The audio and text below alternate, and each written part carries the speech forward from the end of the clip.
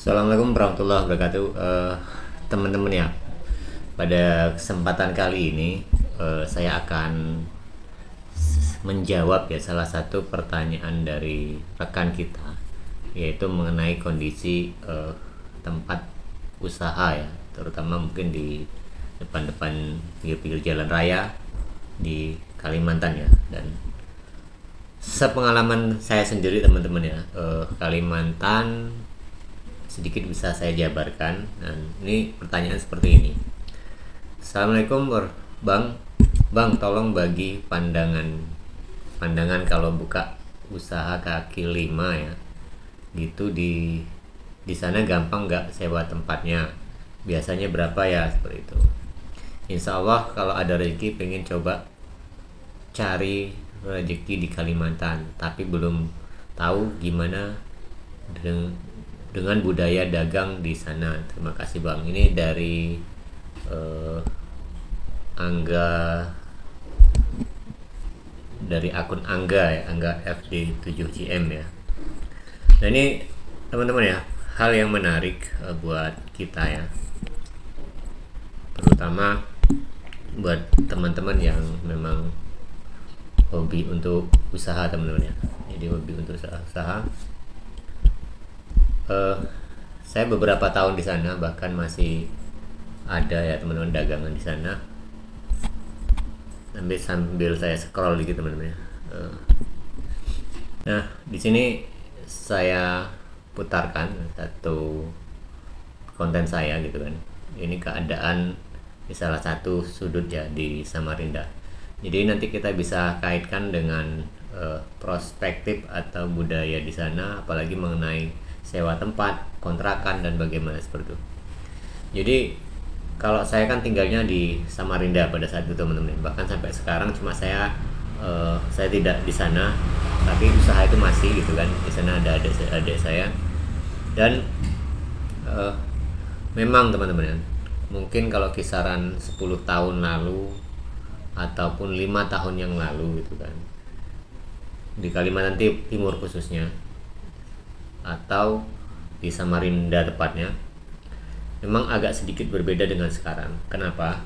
Pada saat itu tambang-tambang batu bara seperti pabrik-pabrik kayu lapis di sana itu masih sangat banyak, dan perizinan kemudian pengawasan tidak terlalu ketat seperti saat ini ya. Jadi hal ini ya teman-teman sangat mempengaruhi pertumbuhan ekonomi. Karena apa? Sekarang tambang batu bara itu dibatasi, apalagi yang ilegal, yang hanya izinnya tingkat provinsi itu kan tidak bisa, harus dipusatkan seperti itu. Itu sangat mempengaruhi. Karena saya pertama kali ke Samarinda teman-teman ya, saya bekerja di salah satu warung. Warung itu adalah warung makan ya, sejenisnya kalau di sana mengatakan kan ada lalapan, kemudian ada bakso mie ayam seperti itu, dan bermacam-macam es ya, seperti itu, contohnya es buah, es sop buah seperti itu, dan lain-lain. Nah menurut pandangan saya, ketika saya melihat usaha itu sangat luar biasa ketika saya membandingkan dengan usaha saya waktu saya bisa usaha di Pulau Jawa dulu. Nah di situ saya mendengar cerita ya teman-teman, dari si punya warung, dari pemilik warung. Dia juga orang Jawa. Dia merintis di tahun 2014 kalau tidak salah, 2014-2015, karena dia adalah awalnya seorang karyawan atau cleaning service ya di salah satu lembaga pendidikan, yaitu dulunya ada Primagama. Tapi karena Primagama tersebut mengalami penurunan, untungnya si dia ini kenal dengan pedagang es buah namanya seperti itu di depan Primagama itu. Jadi sering membantu gitu lah, sering membantu. Dan akhirnya ketika Primagama tersebut bergeser, tidak lagi ngontrak di situ, dia kenal bahkan orang yang jualan es buah itu tidak meneruskan. Nah akhirnya mungkin ada negosiasi, dibelilah seperti itu.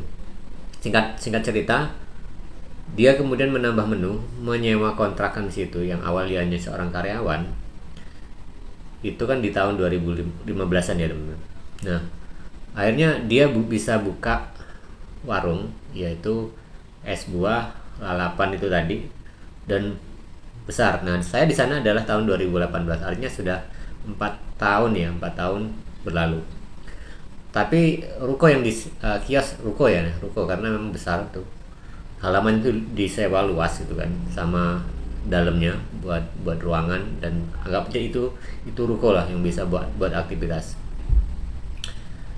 Waktu saya di sana itu saya tahu omset yang perharinya itu memang di atas 3 juta ya, karena dari pagi sampai malam, dan karyawan ada sekitar 5 atau 6 bahkan 8 seperti itu karena sip-sipannya. Yang saya kagumi itu adalah kegigihan di sana. Kemudian memang faktanya ekonomi pada saat awal-awal di tahun 2015 menurut cerita itu sangat luar biasa, karena pegawai orang-orang yang bekerja di tambang itu luar biasa lalu lalang, sehingga Samarinda menjadi kota hiburan ya pada saat itu ya. Tapi di tahun 2018 saya sendiri bahkan punya beberapa teman yang memang mengelola tambang yang tidak tahu tambang seperti apa, yang tapi tambang batu bara itu sangat luar biasa. Dan itu menjadi acuan saya gitu kan. Nah, warung itu dengan omset segitu 3 juta bahkan sampai 5 juta itu menurut saya luar biasa teman-teman. Nah, di sini bisa kita petik teman-teman ya. Artinya di tahun-tahun sebelum tahun 2000-an itu di sana ekonomi sangat bagus, dan mungkin perantau juga belum sama seperti sekarang. Bedanya ketika ditetapkan menjadi ibu kota Nusantara di Sepaku ya, itu kan tidak jauh teman dari Samarinda, sekitar 3 jam perjalanan. Nah, itu semakin luar biasa teman-teman, luar biasa. Mungkin terjadinya orang yang datang penasaran ke Kalimantan, khususnya di daerah Kalimantan Timur ya. Nah, di sana itulah karena pertumbuhan penduduk semakin banyak ya, kemudian daya saing usaha pun akhirnya semakin banyak. Saya di tahun 2018 itu ya teman-teman, beli gorengan itu kalau nggak salah nggak ada yang harganya 1.000 ya pada saat itu. Mungkin di Jawa pada saat itu masih harga 700, 2003 lah gitu. Bahkan ada yang 500. Di sana sudah harga 5.400 kalau kita beli gorengan ya.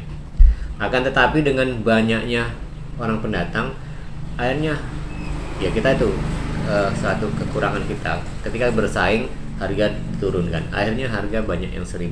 Makanan-makanan, jajanan pasar itu turun menjadi 1.000 gitu, seperti itu kebanyakan. Nah, itu otomatis merugikan para pedagang sendiri.